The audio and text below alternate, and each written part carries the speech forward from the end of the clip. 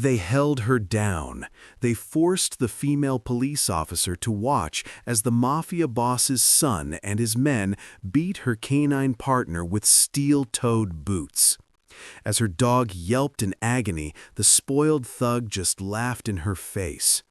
She was disarmed, isolated, and broken. But they made one mistake. They didn't know a Navy SEAL was watching from the shadows, and he was about to teach them that true justice is the kind you never see coming. Before we begin, tell us where you are watching from, and if this story touches your heart, please subscribe for more. The humidity of a Savannah summer night was a physical weight, a wet blanket pressing down on the city's historic cobblestones. It was past midnight, and the air, thick with the scent of jasmine and the faint salty tang of the river, seemed to hold its breath. Manulist's moss hung from the ancient live oaks like ghostly curtains, barely stirring in the dead air. Gas lamps cast a flickering golden glow on the empty sidewalks, creating pools of light separated by deep shadow. Officer Lena Evans, mid-20s, with her dark hair pulled back into a tight professional braid beneath her police cap, felt a drop of sweat trace a path down her temple. She was lean and moved with a focused, quiet energy that spoke of discipline. She was also, unlike many, not intimidated by the city's opulent beauty or its hidden darkness. Beside her, in the passenger seat of the canine cruiser, Apollo, her partner, let out a low, contented huff. He was a magnificent sable-backed German shepherd, his intelligent eyes watchful even in repose, a perfectly honed tool of law and order. They were a team, a familiar sight in this district of Annabella mansions and high-end tourist traps. A few blocks over, a late-night trolley, one of the last of the evening, clattered along, its driver narrating ghost stories to a handful of weary tourists. It was, for Savannah, a perfectly normal, sweltering summer night.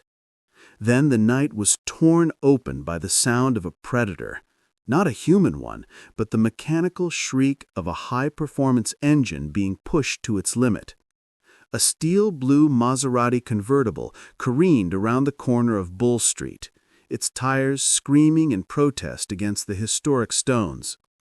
The driver, blinded by arrogance or alcohol, swerved violently to avoid a parked carriage and shot directly into the path of the oncoming tourist trolley. The trolley's brakes hissed and screeched. Passengers screamed as the driver wrenched the wheel, the heavy vehicle shuddering to a halt inches from the sports car. The Maserati, unfazed, simply gunned its engine again, the sound echoing like gunfire between the brick facades, and sped away. Lena had seen it all. Her hands were already moving. "Heads up, partner," she said, her voice calm. She flipped the switch, and the cruiser's lights instantly painted the moss-draped square in flashing strobes of red and blue.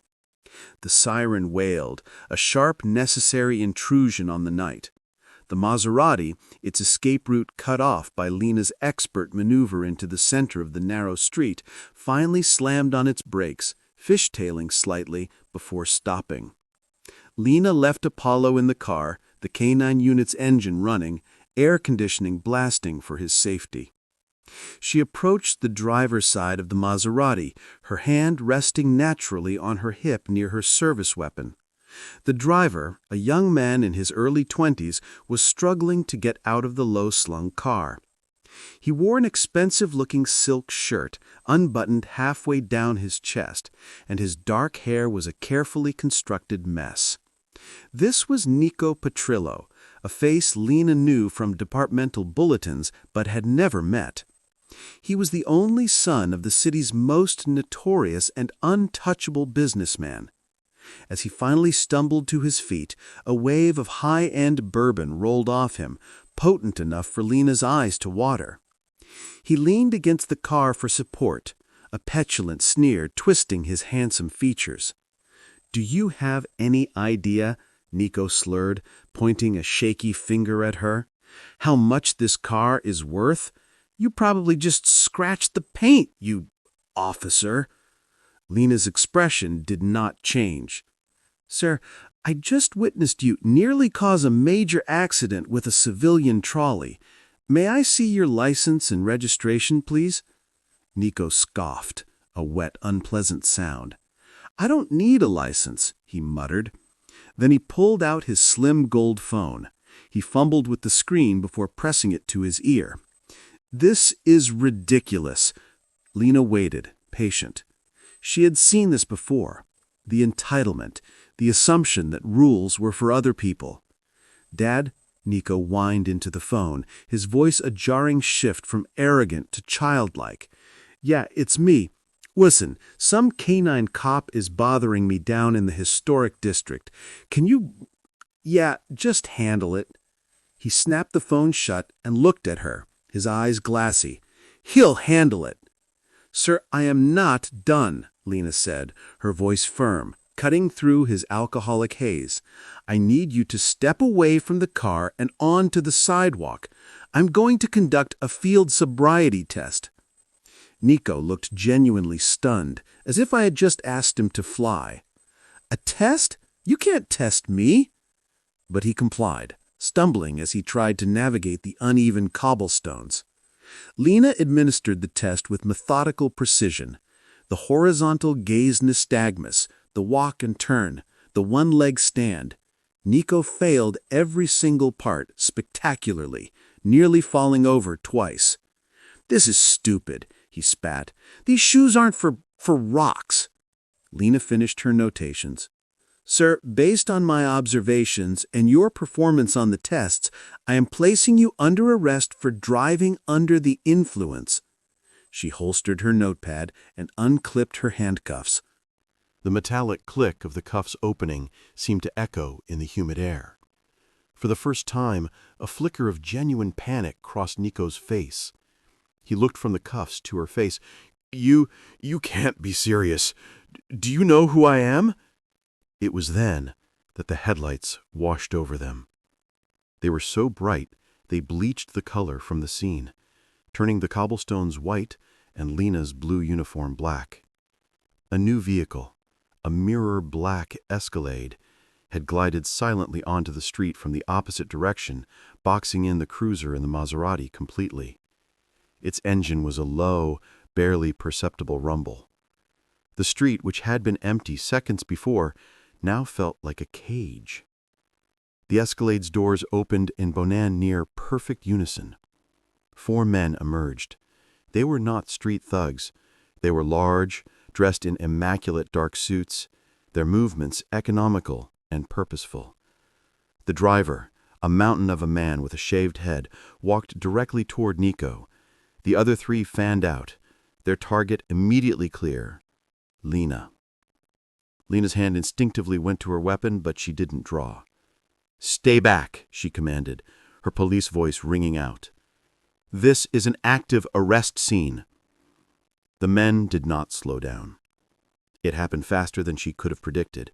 The first man, one who looked like a former boxer with a flattened nose, didn't try to talk. He simply lunged, not at her, but at her side. He grabbed her service weapon, holster and all, and with a single, brutally efficient twist, ripped the entire assembly from her duty belt.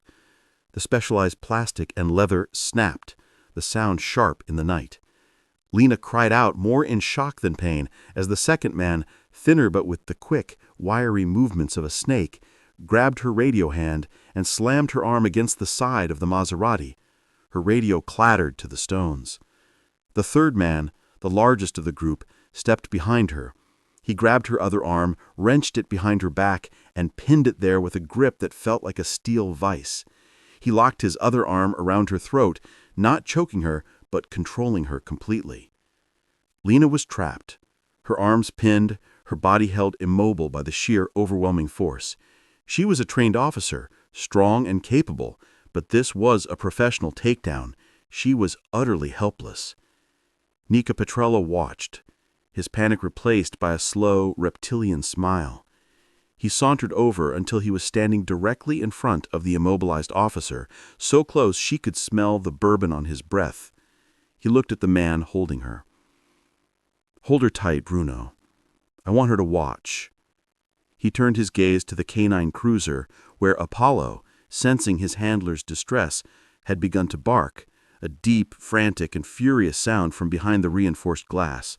"You brought your little doggy," Nico said, his voice laced with a cruel, gleeful venom. "I hate dogs." He nodded to the two men who had disarmed her. "Show him." Lena's eyes widened in pure terror. "No, no, you don't touch my dog. He's a police officer. No!" Her screams were muffled as the man holding her tightened his grip. The former boxer and the wiry man walked to the cruiser. They found the canine deployment handle on the car.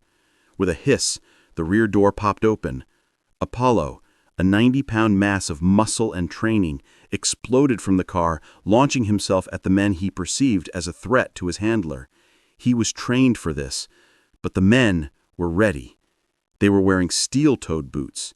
As Apollo lunged, the first man kicked him, not with a frantic punt, but with a calculated full-force kick aimed directly at his ribs. The impact sent the dog yelping, tumbling sideways. Before Apollo could even regain his footing, the second man stepped in and delivered another kick, this one connecting with a sickening wet thud that Lena felt in her own chest. They didn't stop. They began to kick him systematically, the sound of the heavy boots hitting the shepherd's body over and over. "Apollo!" Lena shrieked, fighting uselessly against the arm holding her. Tears streamed down her face, mixing with the sweat. "Stop! Please! You're killing him! Stop!" Nico just watched, his smile widening. He leaned in, his face inches from hers. "Do you hear that?" he whispered, as another pained yelp was cut short. "That's the sound of you learning your place." Lena was forced to watch, her eyes wide with horror, as her partner, her friend, was beaten into silence on the dark cobblestones of Savannah. Harvey Mitchell was trying to forget. He walked the moonlit streets of Savannah to silence the noise in his head, the residual echo of explosions and shouted commands from half a world away. He was a man in his mid-30s, built with the lean, dense muscle of a predator, not the bulk of a brawler. His movements, even in civilian jeans and a plain gray t-shirt, were economical and silent. He was on leave, a Navy SEAL attempting to decompress, which for him meant walking until his body ached just slightly less than his mind. He wore a worn baseball cap pulled low, his features obscured, his eyes constantly scanning, a habit he couldn't switch off. The humid air, the scent of jasmine, it was all supposed to be calming. He turned a corner, heading back toward his unremarkable hotel, when the sound cut through the night, bypassing his ears and hitting his nervous system directly. It wasn't the engine roar which he'd heard earlier. It was a woman's scream. Not an "I'm startled" scream. It was a raw, terrified, hopeless shriek. "No, please, you're killing him." Harvey did not move toward the sound. He stopped perfectly still. He let the city's ambient noise fade and listened.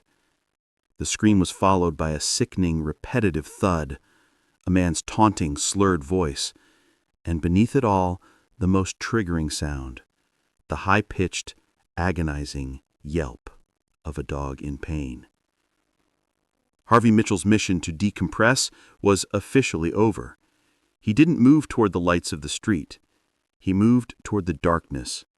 He melted into the mouth of a narrow brick-lined alley, a sliver of shadow between an antique shop and a high-end restaurant. He flowed through it, his feet making no sound on the ancient stones. He emerged behind a large, moss-draped oak, his entire profile broken up by the shadows. He had a perfect view of the scene, 20 yards away. His assessment took less than 3 seconds. One female officer immobilized, held from behind by a very large man. Target 3. 2 men, target 1, target 2, systematically kicking a canine on the ground.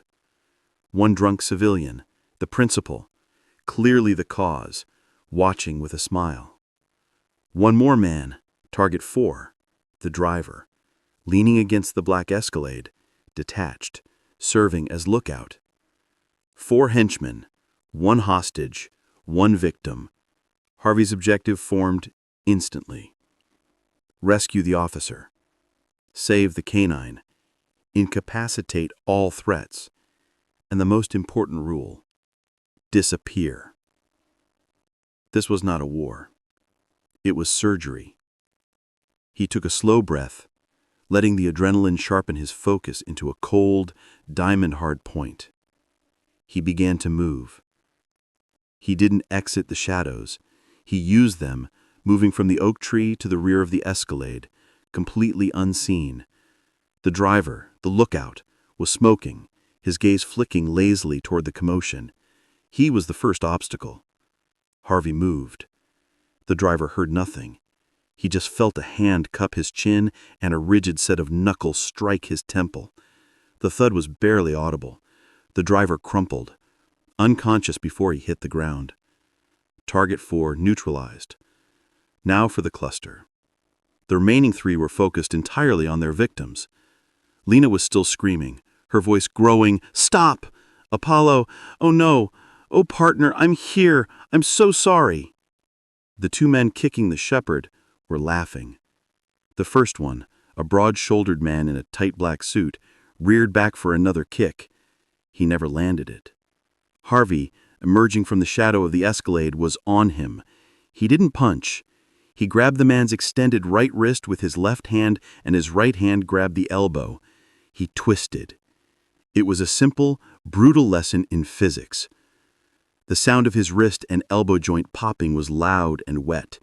The man screamed, a high-pitched sound that was nothing like Lena's, and clutched his now useless arm. Target 1 neutralized. The second man, thinner and faster, turned in surprise. He was quick, but Harvey was already inside his guard, moving on a different level of time. He saw a blur, and then felt a rigid 5-fingered strike just below his ribcage, followed by a vicious elbow to the side of his head. He gasped, all the air forced from his lungs, and dropped to his knees, his eyes rolling back. Target 2, neutralized. 2 seconds had passed. 2 men down. Nikia Petrella's drunken smile vanished, replaced by a profound, terrified confusion. What? Who? The man holding Lena, the one Nico called Bruno, was a professional. He reacted instantly. He tightened his grip on Lena, using her as a human shield, his other hand fumbling inside his jacket for a weapon. She was sobbing, her hands hovering over the dog's bruised and still body, afraid to touch him. Harvey walked over, kneeling on the other side of the dog. He put 2 fingers to Apollo's neck, feeling for a pulse. It was there, thready but there. He ran his hands expertly over the dog's ribs, his touch surprisingly gentle. Lena looked up, finally seeing her rescuer. His face was calm, his eyes intense, and she realized with a jolt that she felt absolutely no fear of him. He was the most dangerous thing she had ever seen, and he had just saved her. Harvey met her gaze. His voice was low, cutting through her panic. "Officer, are you injured?" Harvey's voice cut through the fog of Lena's horror. "Officer, where is the nearest canine-approved emergency vet?" It wasn't a question. It was a command that reset her brain. She fumbled for her radio, her hand finding the empty, broken clip on her belt. The panic rose again. "My radio!" "Phone," Harvey said. It was a 1-word order. She pulled out her personal phone, her thumbprint failing twice because of the blood before the screen unlocked. She speed-dialed the number she knew by heart. Her voice was a choked, unrecognizable thing. "This is Officer Evans, badge 2214. I have an officer down. My canine. Apollo. He needs immediate..." She relayed the address of the clinic a few miles away. Harvey was already moving. He scooped Apollo's limp 90-pound body into his arms as if he weighed nothing. The dog let out a single thin whimper of pain. "My cruiser," she whispered. "The keys." "Get in the passenger seat," Harvey said, already moving toward her car. He didn't have time to be a ghost. He laid Apollo gently but quickly across the back seat, the specialized canine insert protecting him. Lena stumbled into the passenger side, her body moving on autopilot. Harvey slid into the driver's seat of her police cruiser, a violation of a dozen protocols, and hit the lights. He didn't use the siren. He didn't need to. He drove through the empty streets of Savannah with a terrifying, controlled speed, navigating the one-way squares as if he had lived there his entire life, getting them to the clinic in under 4 minutes. The suspects, the Maserati and the black Escalade, were left behind, a problem for the backup that was surely screaming toward their location. They burst through the glass doors of the Savannah Emergency Vet Clinic, a place that smelled of antiseptic, fear, and bleach. The waiting room was painfully bright, a sterile white and blue box designed to be cleaned easily. A young woman with bright purple hair and scrubs covered in cartoon cats looked up from the front desk. This was Tanya, the night shift lead technician. Her perpetually tired eyes widened when she saw the canine uniform, the blood, and the massive, unmoving dog in the man's arms. "Gurney," she yelled, hitting a button on her console. "Canine officer down." Instantly, a team in matching scrubs swarmed from the back with a wheeled gurney. Harvey gently laid Apollo on it, his hands now smeared with the dog's blood. "What happened?" Tanya asked, her voice all business as they wheeled Apollo through a set of swinging metal doors. "He was attacked," Lena said, her voice trembling. "They kicked him multiple times. Ribs. I think his ribs." "Officer," Tanya said, stopping her, her voice softer but firm. She held out a clipboard. "I need you to fill this out. Handler's name, unit, pre-existing conditions, allergies. We need it for his file before we can operate." Lena took the clipboard. She stared at the first box. Handler name. Her hand slick with blood couldn't hold the pen. The letters on the page swam in her vision. The room tilted. I can't," she whispered, staring at her own shaking hands. "I can't make it stop." Harvey stepped forward. He took the clipboard from her unresisting fingers and the pen from the desk. He spoke to Tanya, his voice low and steady, a calming anchor in the sterile chaos. "Officer Lena Evans, badge 2214. Canine is Apollo, 4 years old, sable German shepherd. No known allergies or pre-existing conditions. He is an active duty police dog." Tanya looked at him, her gaze flicking from his blood-stained t-shirt to the absolute authority in his eyes. "And you are a witness," Harvey said, which was the simple, uncomplicated truth. "He needs help. Whatever deposit you require, I'll cover it." He pulled a simple, worn black wallet from his back pocket and produced a plain, unflashy credit card. He wasn't asking, he was stating a fact. Tanya, accustomed to panicked owners and frantic energy, was struck by his absolute control. She nodded once, took the card and ran it. "You can wait here. The doctor will be out as soon as he has an assessment." And with that, they were left alone. Lena collapsed into one of the hard, molded plastic chairs. The adrenaline that had held her together was gone, leaving a black, sucking vacuum of shock, guilt, and icy fear. She replayed the scene, the headlights, the boot, the sound Apollo made. "I should have shot them. I let him get taken. He was protecting me and I let him." Harvey did not sit next to her. He gave her space, taking a seat on the opposite side of the small, silent room. The only sounds were the aggressive hum of the fluorescent lights overhead and the tick of a clock on the wall. Each second, an eternity. He was a silent sentinel, a shadow against the bright white wall. He wasn't awkward. He wasn't fidgeting. He was just present. Lena began to shake, a deep, uncontrollable tremor starting in her hands and spreading to her whole body. It was the physical shock setting in. She wrapped her arms around her, but it didn't help. Harvey watched her for a long moment, his expression unreadable. He saw a soldier in the agonizing aftermath, the quiet part after the explosion. He stood up. Lena flinched, a small, scared movement, thinking he was leaving her. He didn't. He walked past her toward a battered vending machine in the corner. She heard a clunk of coins, the whir of a cheap motor. The swinging doors opened and a new man appeared. This was Dr. Eris Thorne, a veterinarian in his 50s with the kind, exhausted eyes of a man who had seen too many emergencies and not enough sleep. His scrubs were stained. Officer Evans?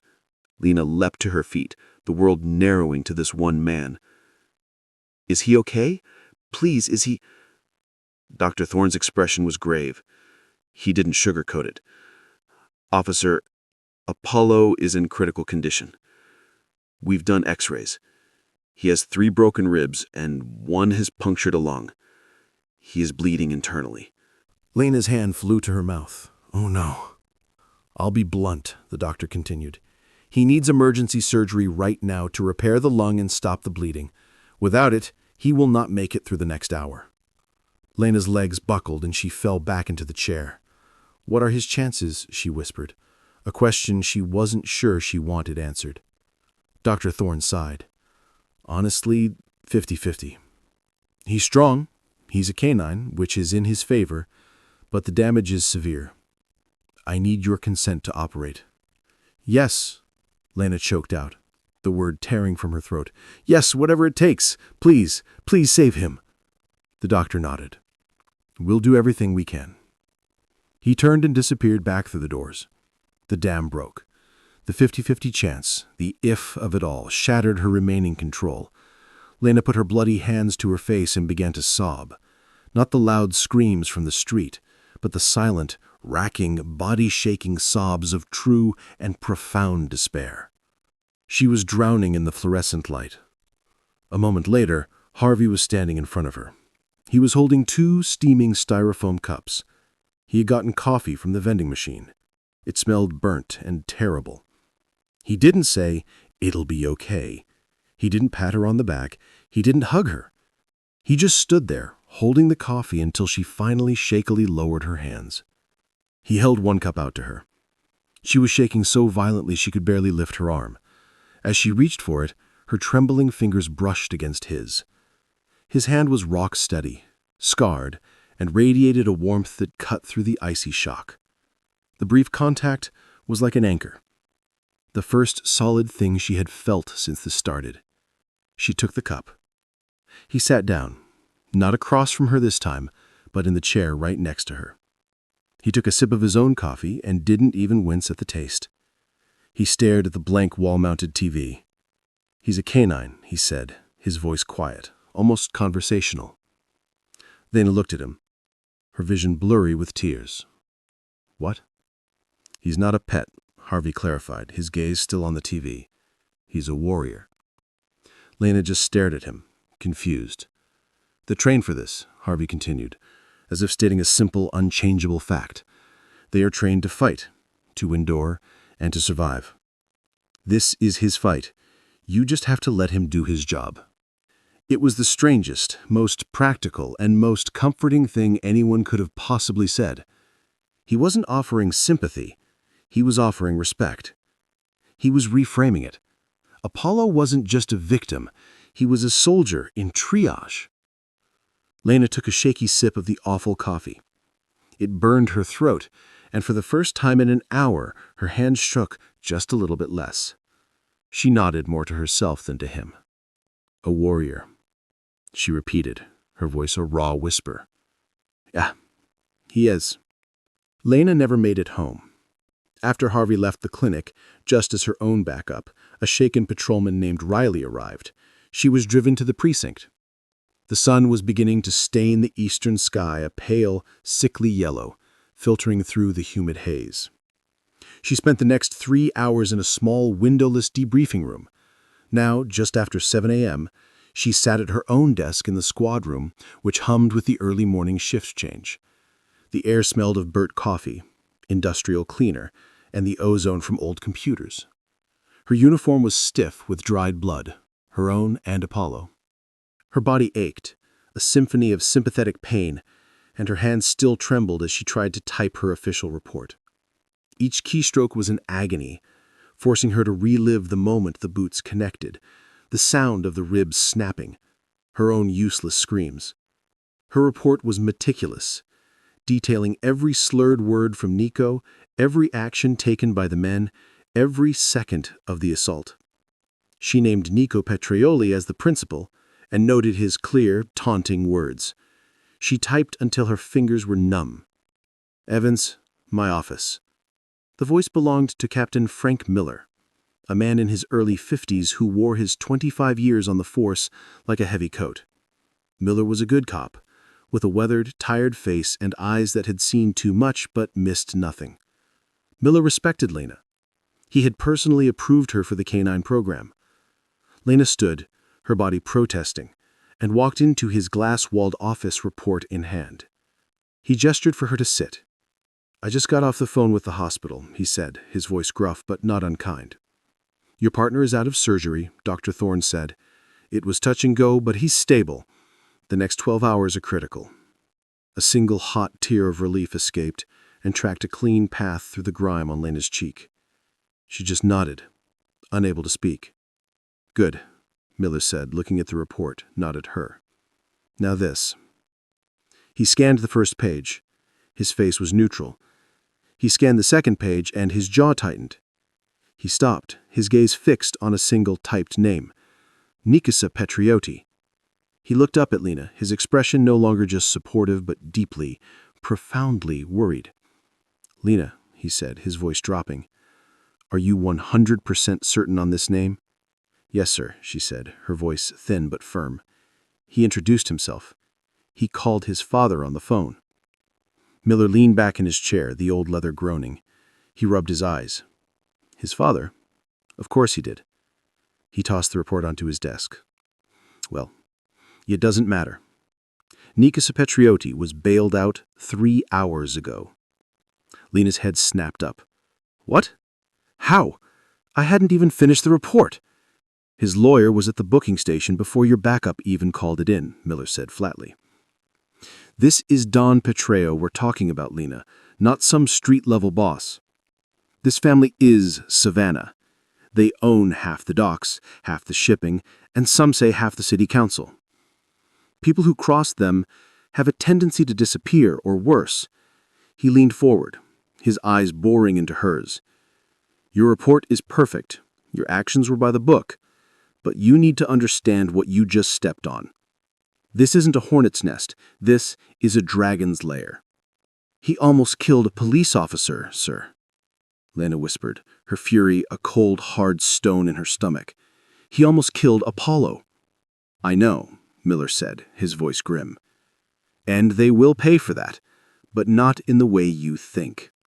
They'll pay a fine. They'll make a donation. They'll get a slap on the wrist. But you," he stood up, "go home, get some sleep. I'm putting you on administrative leave for the next 72 hours. Standard procedure after an officer-involved incident." "Sir, I'm fine." "That wasn't a request, Evans," he said, his voice leaving no room for argument. "Go and watch your back. Seriously." While Lena was in Miller's office, Harvey Mitchell was in a sterile hotel room across town. He had showered, the blood and grime of the street washing away, but he was not resting.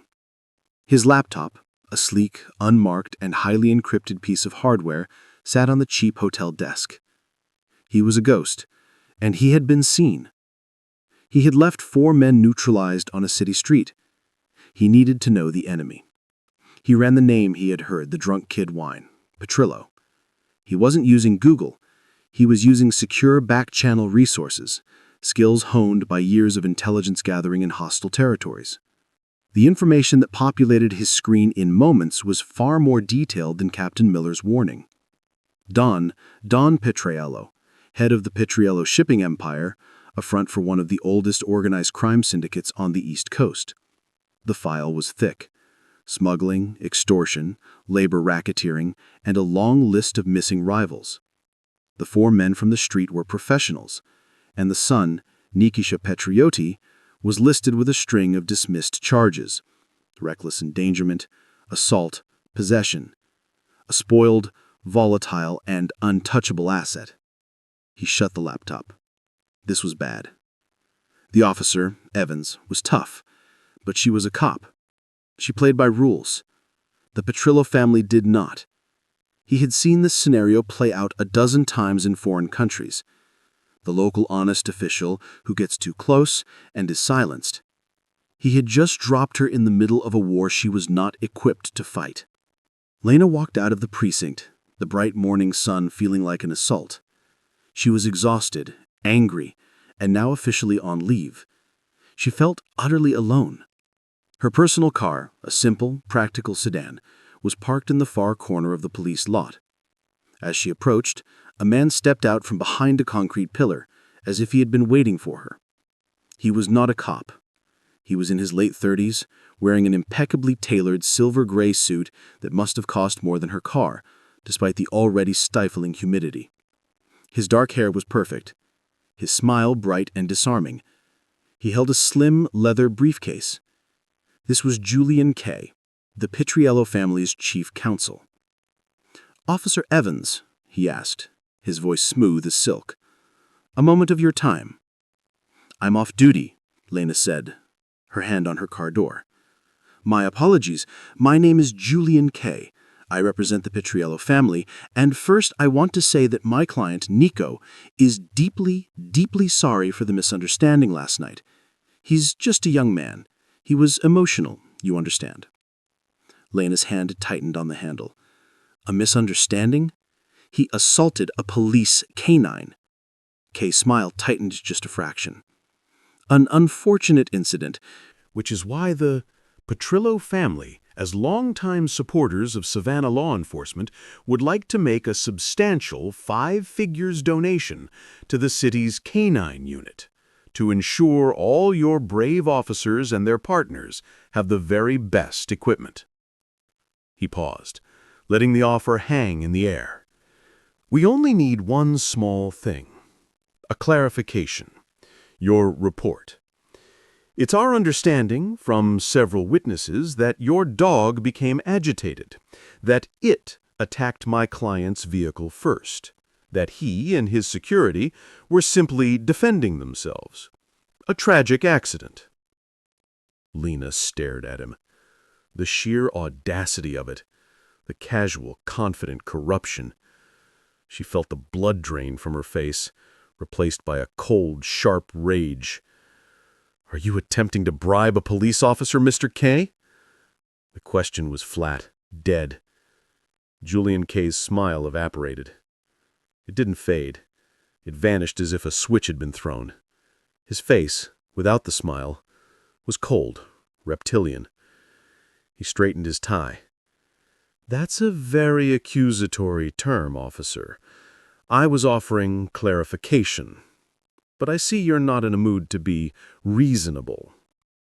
He took a small step closer, his voice dropping to a confidential whisper. "Such a shame. This city can be a very dangerous place, Officer Evans, especially for someone who is distracted. Grieving, perhaps." He looked past her toward the street. "I do hope you have good brakes on this vehicle. The streets in Savannah, they get very slippery when it rains." He didn't wait for a reply. He gave her a small, tight nod, turned, and walked to a pristine black Mercedes parked in a fire lane. He slid in and glided silently out of the lot, leaving Lena standing alone in the oppressive heat, the threat hanging in the air, heavier and more suffocating than the humidity itself. Lena drove home in a daze, the lawyer's threat echoing in the stuffy 8 a.m. air. The 72-hour administrative leave felt less like a support measure and more like an isolation tactic. They had taken her badge, her gun, and her partner. She was a civilian, sitting exposed in a car she now saw as a potential trap. She checked her rearview mirror on every block, convinced the black Mercedes was following her. Her apartment, a simple ground-floor unit in a quiet tree-lined neighborhood, suddenly felt like a death trap. As she fumbled with her keys, the flimsy lock on her front door seemed laughably inadequate. She stepped inside, double-locked the knob, and slid the pathetic chain-link latch across. It wouldn't stop anyone. let alone the kind of men who worked for Don Patriot. She was pacing the small living room, every floorboard creak from the apartment above making her jump, when her phone buzzed on the counter. It was a text from an unknown number. Her heart leapt, thinking it was a new threat. She read the message. "How's the warrior?" Her breath caught. There was only one person it could be. Her fingers trembled as she typed a reply, erasing it twice. "He's stable, out of surgery, but in the critical phase." She stared at the message, wondering if she should add more. Before she could, the phone buzzed again. "I'm aware of the threat. Your apartment is a tactical vulnerability. I'm on my way." She stared at the words. Tactical vulnerability. It was the coldest, most accurate, and most terrifying description of her home she had ever heard. She typed, "You don't have to. I'm fine." The reply was instant. "No, you're not. I'm 10 minutes out." True to his word, exactly 10 minutes later, there was a quiet, firm knock on her door. Not the hesitant knock of a friend, not the aggressive rap of a threat, but something in between, purposeful. She looked through the peephole. It was him. He was wearing the same dark t-shirt and jeans, but he had a canvas tool bag slung over one shoulder, and in his other hand he held a small sealed hardware package. She opened the door. "What's that?" she asked, her voice raspy. Harvey Mitchell looked past her, his eyes scanning the hinges, the lock, the proximity of the window to the door. "This," he said, holding up the package, "is a grade 1 deadbolt. What you have," he motioned to her doorknob, "is a suggestion. May I come in?" He didn't wait for a reply, just moved past her, his presence seeming to fill the small apartment. He dropped the tool bag by the door. "You live on the ground floor. Your windows are single pane, and your lock can be bypassed with a credit card," he said, his voice a low monotone as he surveyed the room. "It's a nightmare. Where are your tools?" In the kitchen closet," she stammered. He nodded and went to retrieve them. For the next hour he worked.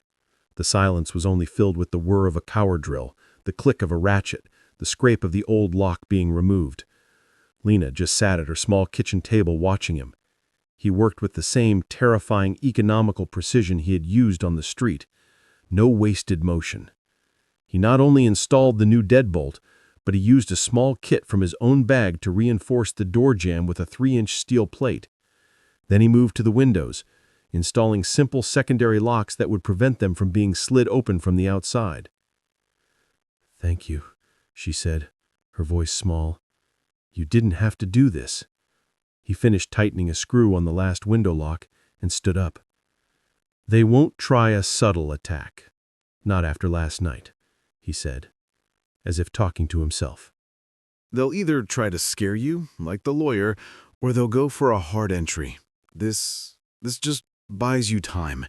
You should not be here alone." He turned to her, and his gaze finally softened just a fraction. He looked at her hands, which were raw and red from where she had scrubbed Apollo's blood off them. "They've isolated you?" It wasn't a question.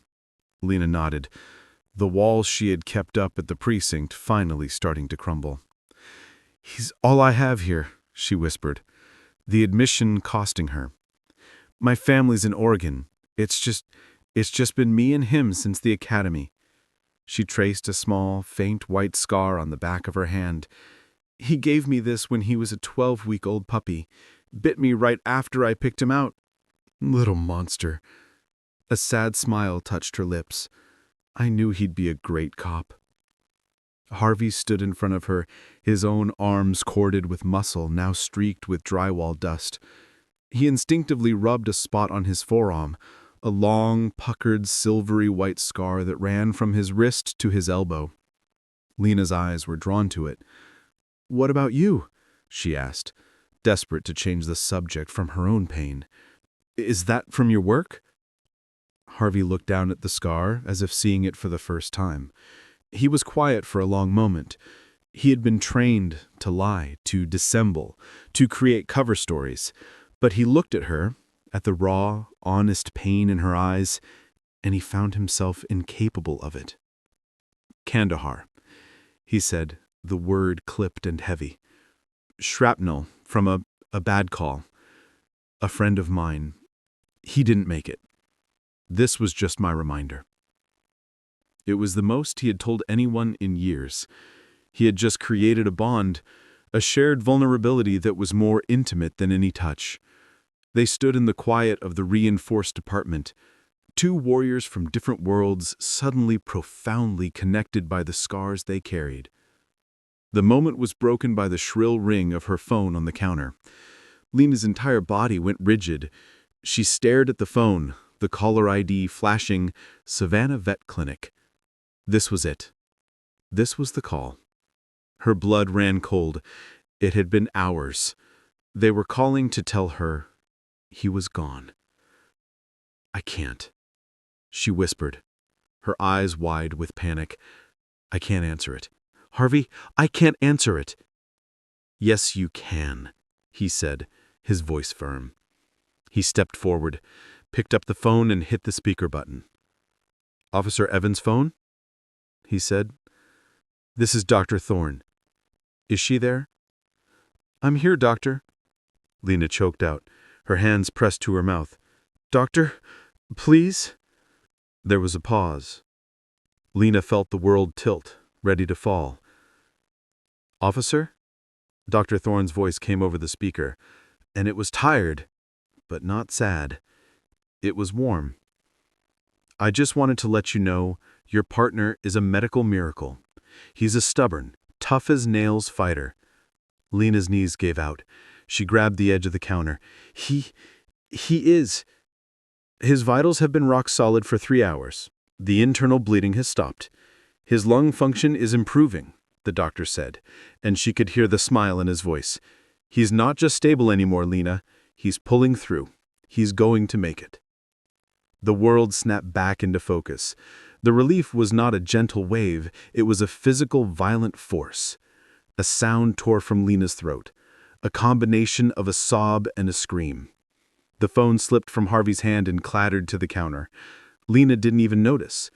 She turned and, in a blind rush of released terror and gratitude, she launched herself at Harvey. She buried her face in his t-shirt, her arms wrapping around his solid frame, and she sobbed. Harvey stood frozen for a half second, his entire body rigid, completely unused to this kind of contact. Then slowly, as if his arms were remembering a long-forgotten language, he raised them. He didn't just pat her on the back. His arms encircled her, one hand moving to the back of her head, holding her securely as she wept. He said nothing. He just stood there, a solid, immovable object, protecting her as she finally broke. The relief that had flooded Lena's apartment when Dr. Thornton gave her the good news had evaporated with morning light. Now, 48 hours into her administrative leave, the reinforced locks on her doors and windows felt less like a defense and more like the bars of a cage. She was a police officer, and her entire life was built on action, on movement, on purpose. Now her purpose was pacing the 3-room perimeter of her apartment. She had no badge, no gun, and her partner was in an ICU. She was isolated, and the silence was deafening, amplifying every creak of the building, every car that passed on the street. She had called the clinic twice. Apollo was improving, the vet said. He was angry and sore, which was the best news she had ever heard. He was a warrior, just as Harvey had said. Her phone buzzed with an incoming call, and her heart leapt, but it was just her captain, Frank Miller. "Evans." His voice was strained. "All business. I need you to come in now. Just come in." The squad room felt alien. She was in civilian clothes, her service weapon locked at home, her belt empty. She felt naked. The other cops, men and women she had joked with just days before, suddenly found their computer screens fascinating. They wouldn't meet her eyes. This was the blow from the Petrillo family. Not a direct attack, but the cold, creeping rot of isolation. She was already a pariah. She walked into Miller's office. He looked like he hadn't slept. "Sit down, Lena." He didn't offer her coffee. "I'm going to be straight with you," he said, staring at a file on his desk. This Petrillo thing, it's out of my hands. I'm getting pressure from downtown, from people I don't even know." He finally looked up, his eyes pained. "The department's launching a formal internal investigation." Lena's blood ran cold. "An investigation into what? Into me getting assaulted? Into them trying to kill my canine?" "No," Miller said, and he looked ashamed. "They're investigating your escalation of a routine traffic stop. They're investigating the excessive force used by your unidentified accomplice, who put 4 men in the hospital." Lena felt like she had been punched. Accomplice? He saved me. He saved Apollo. Those men were animals. And he disappeared. Miller slammed his hand on the desk, a rare show of his own fury. "He's a ghost, Lena. A ghost who broke one man's arm, caved in another's ribs, and nearly strangled a third. The Petrillo family's lawyer, Julian Kay, is filing a formal complaint against the department and you for orchestrating an illegal, violent attack on his client's security detail.